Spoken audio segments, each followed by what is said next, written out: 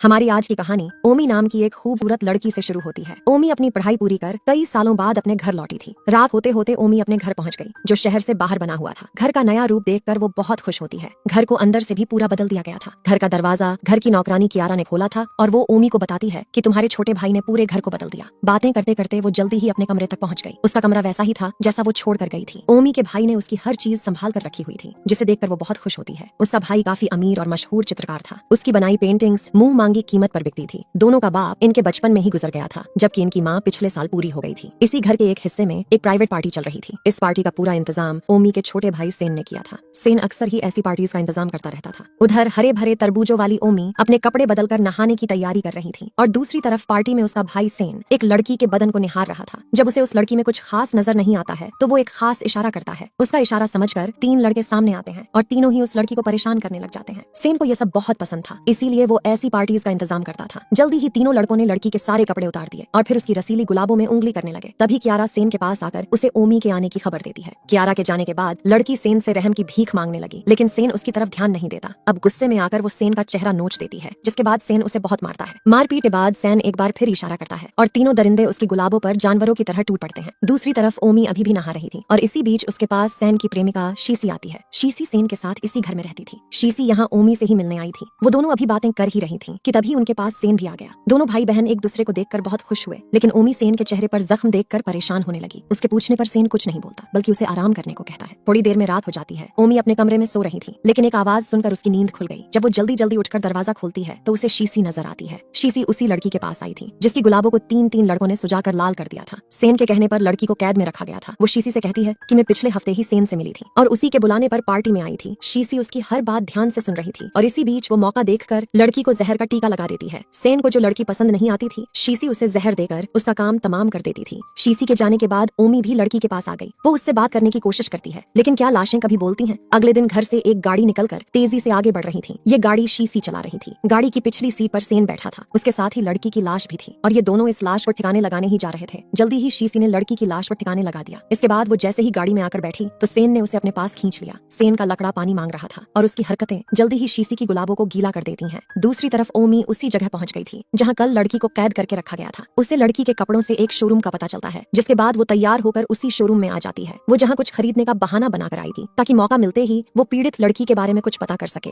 Showroom का manager Liang उसे एक ड्रेस दिखाकर पहनकर देखने को कहता है। ओमी उसकी बात मानकर ड्रेस पहनती है और उसे भी ड्रेस अच्छी लगी। ड्रेस थोड़ी सी फिटिंग में करने वाली थी। लियांग उसका नाप लेकर कहता है कि मैं रात तक इसे ठीक करवा दूंगा, आप सामने वाले होटल में आकर ले जाना। अब रात होते ही ओमी लियांग के पास पहुंच गई। लियांग एक बारटेंडर को इशारा करता है, जिसे समझकर वो दारू में कोई दवा मिला देता है। इसके बाद वही दारू ओमी को पीने के लिए दी जाती है। ओमी ने जैसे ही वो दारू पी तो उसकी तबीयत बिगड़ने लगी और देखते ही देखते वो बेसुध होकर नीचे गिर गई। थोड़ी देर बाद जब ओमी होश में आई तो उसके कानों में एक आवाज पड़ती है। एक पत्रकार मैनेजर लियांग को बुरा भला कह रहा था। इस पत्रकार का नाम कीमू था। वो यहाँ कुछ छानबीन करने आया था। दरअसल पिछले 3 महीनों में इस होटल से कई लड़कियां गायब हो चुकी थी और कीमू उसी की जांच करता करता यहाँ तक पहुँच गया था। कीमू के धमकाने के बाद लियांग ओमी से माफी मांगता है। वो ओमी को बेहोश कर उसकी गुलाबों लूटना चाहता था। लियांग के जाने के बाद कीमू ओमी के पास आता है। ये दोनों एक ही स्कूल में पढ़े थे, इसलिए दोनों जल्दी ही एक दूसरे को पहचान लेते हैं। देखते ही देखते दोनों की नजरें भी मिल गई। ओमी की गुलाबों प्यासी थी और कीमू का लकड़ा भी पूरी तरह तैयार था। इसके बाद जल्दी ही वो दोनों एक दूसरे के करीब आकर शुरू हो जाते हैं। प्यास बुझने पर ओमी अपने कपड़े पहनकर वहाँ से चली जाती है। अगले दिन कीमू सेन के पास आता है। वो यहाँ उससे गुमशुदा लड़कियों के बारे में पूछने आया था, क्योंकि उनमें से कई लड़कियां सेन के साथ देखी गई थी। मगर शीसी घर के गार्ड को बुलाकर कीमू को कचरे में फेंकवा देती है। थोड़ी देर बाद सेन के घर एक बार फिर से पार्टी शुरू हो गई। इस बार ओमी भी नई ड्रेस पहनकर पार्टी में आती है। वो पार्टी में आकर ये जानना चाहती थी कि सेन इन पार्टीज में क्या करता है। इसी बीच शीसी सेन के पास एक नई लड़की लेकर आती है। इस बार भी सेन इस लड़की के बदन को ध्यान से देखता है और फिर उसे अपने साथ ले जाता है। ओमी भी उनके साथ जाना चाहती थी, लेकिन सेन के गार्ड उसे रोक लेते हैं। जल्दी ही सेन लड़की को लेकर एक कमरे में आ गया। यहाँ भी आकर वो लड़की के बदन की जांच करता है। दरअसल सिरफिरा सेन एक ऐसे बदन की पेंटिंग बनाना चाहता था जिसकी खूबसूरती देखकर पूरी दुनिया हैरान हो जाए। सेन कई महीनों से ऐसी लड़की खोज रहा था जिसके तरबूज देखकर बम्बू से तंबू बन जाए, जिसकी कमर देखकर लाशों के भी खड़े हो जाए। उसे चेहरे के साथ साथ पूरा बदन खूबसूरत चाहिए था। अपनी इसी खोज को पूरा करने के लिए उसने आज तक कई लड़कियों के बदन को जांचा, लेकिन उसे कोई भी पसंद नहीं आई, जिस कारण वो लड़कियों की गुफा लूटकर उन्हें मार देता था। सेन को आज भी लड़की पसंद नहीं आती, जिसके बाद वो उसकी गुफा लूटकर उसे भी मार देता है। इस बार लड़की की चीखें सुनकर जब ओमी कमरे में आती है तो उसे वहाँ लड़की की लाश नजर आती है। कुछ देर बाद ओमी कीमू के पास आकर उसे सब बता देती है कि गुमशुदा लड़कियों को सेन ही मारता है। कीमू उससे वादा करता है कि मैं कल ही तुम्हारे घर आकर सेन के खिलाफ सबूत इकट्ठे करूंगा और फिर सारे सबूत लेकर पुलिस के पास चला जाऊंगा। इसके बाद वो दोनों प्यार करने लगते हैं और कीमू एक बार फिर अपना लकड़ा ओमी की गुलाबों में घुसा देता है। देर रात तक यही सब करने के बाद ओमी अपने घर चली जाती है। अगले दिन सुबह शीशी ओमी के पास आकर पूछती है कि कल रात तुम कहाँ थी। इस पर ओमी जवाब देती है कि मैं यहाँ भी जाऊँ, ये पूछने वाली तुम कौन होती हो। ओमी का जवाब सुनकर शीशी को बहुत गुस्सा आ गया। इन दोनों की बातें सेन भी सुन रहा था, जो कमरे में लगे शीशे के बाहर खड़ा था। उधर शीशी ने ओमी को सबक सिखाने का फैसला कर लिया। वो जल्दी जल्दी 3 गार्ड्स को बुलाकर कहती है कि इसकी गुलाबों को फाड़ डालो ताकि ये घर से बाहर ना निकल पाए। शीशी की बात सुनकर तीनों दरिंदे मासूम ओमी पर टूट पड़ते हैं। कमरे के बाहर खड़ा उसका भाई सेन और कमरे के अंदर मौजूद शीशी सब देख रहे थे। उनकी नजरों के सामने ही एक गार्ड ने अपना ओमी की गुलाबों में डाल दिया, दूसरे ने पीछे भूरी में और तीसरे ने मुंह में डाल दिया। ओमी का हाल देखकर सेन को भी कुछ कुछ होने लगा था। वो भी अपना लकड़ा निकालकर उसे पीटने लगा। इसी बीच शीशी जब कमरे से बाहर आती है तो उसकी नजर सेन पर पड़ती है। सेन को हाथ का इस्तेमाल करते देख उसके तोते उड़ गए। उसे यकीन ही नहीं हो रहा था कि एक भाई अपनी ही बहन की इज्जत लुटते देख मजे ले सकता है। वो जल्दी जल्दी सेन के पास जाकर उसे शांत करने लगी ताकि उसका ध्यान ओमी से हट जाए। थोड़ी देर बाद कीमू भी सेन के घर पहुंच गया। घर के अंदर ओमी के हाथ पैर बांध दिए गए थे ताकि वो कहीं ना भाग सके। शीशी भी उसके पास ही खड़ी थी और उसके हाथ में जहर का टीका था, मगर जैसे ही वो उसे जहर देने लगी तो सेन शीशा तोड़कर उसे रोक लेता है। सेन की हरकत देखकर शीशी गुस्से से भर गई और वो नाराज होकर दूसरे कमरे में चली गई। उधर कीमू जैसे ही घर में दाखिल हुआ तो उसके सामने गार्ड्स आ जाते हैं। वो उसे मारने की कोशिश करने लगे, लेकिन कीमू डर कर वहाँ से भाग गया। दूसरी तरफ सेन अपनी बहन ओमी के पास पहुंच गया। उसका जख्मी हाथ देखकर ओमी उदास हो गई। ओमी उसके जख्म को चाटने लगी, जिसे देखकर सेन को उस पर प्यार आने लगा। देखते ही देखते दोनों की आंखें मिलती हैं, जिसके बाद दोनों बेशर्म शुरू हो जाते हैं। जबकि इनकी बेशर्मी देख शीशी हैरान हो रही थी। दरअसल कई साल पहले भी सेन अपनी बहन ओमी के करीब आने लगा था, लेकिन सही मौके पर इनकी माँ ने इन्हें देख लिया। वो गुस्से में आकर सेन की खूब धुलाई करती है और ओमी को दूर पड़ने भेज देती है। अब कहानी कुछ दिनों बाद शुरू होती है। सेन को जिस खूबसूरत बदन की तलाश थी वो उसे मिल चुका था। ये खूबसूरत बदन किसी और का नहीं बल्कि उसकी बहन ओमी का ही था। दोनों पूरा दिन लगे रहते और जब सेन थक जाता तो अपनी पेंटिंग बनाने लग जाता। असल में ओमी सेन का साथ इसलिए दे रही थी ताकि सेन अब और किसी बेकसूर लड़की को न मारे। दोनों भाई बहन को इतना करीब देखकर शीशी बहुत दुखी रहने लगी थी, क्योंकि उसे इनका ये रिश्ता पसंद नहीं था। कुछ दिनों बाद सेन की पेंटिंग बनकर तैयार हो चुकी थी और वो ओमी के साथ कमरे से बाहर निकलता है। इसी बीच शीशी जल्दी जल्दी सेन के पास आकर उसे जहरीला टीका लगा देती है। वो सेन को ओमी के साथ नहीं देख सकती थी। वो ये भी जानती थी कि ओमी मजबूरी में सेन का साथ दे रही है। कहानी के आखिर में शीशी खुद को भी जहर देकर मार लेती है और सिर्फ ओमी ही जिंदा बचती है। हमारी वीडियो देखने के लिए बहुत बहुत धन्यवाद। अगर आप ऐसी ही वीडियोस के दीवाने हैं तो प्लीज मेरे चैनल को सब्सक्राइब करें। मिलते हैं अगली वीडियो में, तब तक के लिए नमस्कार।